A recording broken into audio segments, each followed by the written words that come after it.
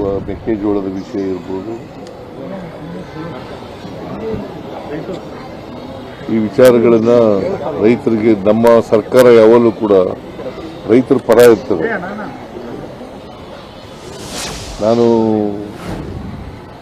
ಕಬ್ಬು ಬೆಳೆಗಾರರ ಜೊತೆಲೂ ಮಾತಾಡಿದೆ, ಇಡೀ ದಿನ ಮಾತಾಡಿದೆ, ಕಬ್ಬು ಫ್ಯಾಕ್ಟರಿಯವ್ರ ಜೊತೆ ಮಾತಾಡಿದೆ, ರೈತರ ಮುಖಂಡರುಗಳ ಜೊತೆ ಮಾತಾಡಿದೆ. ಅದಕ್ಕೆ ಒಂದು ಅಂತಿಮ ರೂಪ ಕೊಡ್ತಕ್ಕಂಥ ಕೆಲಸವನ್ನು ಮಾಡಿದ್ದೀವಿ. ಸರ್ಕಾರದಿಂದ ಒಂದು ಟನ್ ಕಬ್ಬಿಗೆ 50 ರೂಪಾಯಿ ಕೊಡಬೇಕು ಅಂತ ಕೂಡ ತೀರ್ಮಾನ ಮಾಡಿದ್ದೀವಿ. ಸೊ ಅದು ಎಷ್ಟು ಕಬ್ಬು ಹರಿತಾರೆ ಅದರ ಮೇಲೆ ಡಿಪೆಂಡ್ ಆಗ್ತದೆ. ಆಮೇಲೆ ಮೆಕ್ಕೆಜೋಳದ ಬಗ್ಗೆನೂ ಕೂಡ ಮಾತಾಡಿದ್ದೀವಿ.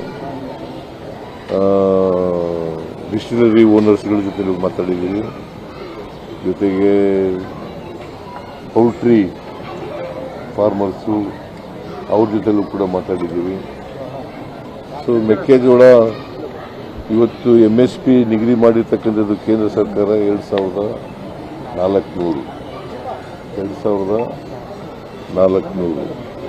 ಮಾರುಕಟ್ಟೆಯಲ್ಲಿ 1900, 2000, 2100 ಈ ಥರ ಓಪನ್ ಮಾರ್ಕೆಟ್ನಲ್ಲಿ ಬೆಲೆ ಇದೆ.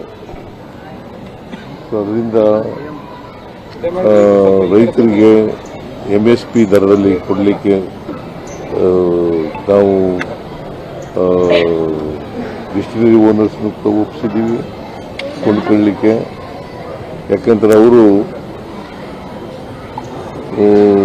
ಇವರು ಪೌಲ್ಟ್ರಿ ಫಾರ್ಮರ್ಸು ಅವರು ಕೂಡ ಸುಮಾರು more than 20 lakhs metric ton ಅನ್ನು ಕೊಂಡ್ಕೊಳ್ತಾರೆ.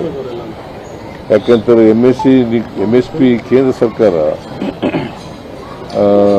MSP ನಿಗದಿ ಮಾಡುವಾಗ ಏನಂತ ಹೇಳಿದೆ ಅಂತಂದರೆ, ನಾವು ಪಬ್ಲಿಕ್ ಡಿಸ್ಟ್ರಿಬ್ಯೂಷನ್ ಸಿಸ್ಟಮ್ ಮೂಲಕ PDS ಮೂಲಕ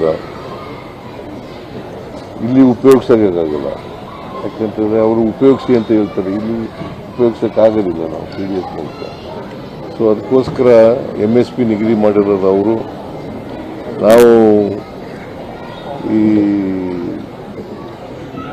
MSP ರೈತರು ಕೊಡಲೇಬೇಕು ಅಂತ ಹೇಳಿ ಹಠ ಹಿಡಿದಿದ್ದಾರೆ. ಸೊ ಅದರಿಂದ ರೈತರಿಗೆ ಸಹಾಯ ಮಾಡಬೇಕು ಅಂತೇಳಿ ಮಾಡ್ತಾ ಇದ್ದೀವಿ. ಆಮೇಲೆ ಡಿಸ್ಟಿಲರಿ ಓನರ್ಸ್ ಇದ್ದಾರಲ್ಲ, ಅವರು ನೇರವಾಗಿ ರೈತರಿಂದ ಖರೀದಿ ಮಾಡೋದು. ಫೆಡರೇಷನ್ನು, ಮಾರ್ಕೆಟಿಂಗ್ ಫೆಡರೇಷನ್ನು ಸಹಾಯ ಮಾಡ್ತದೆ.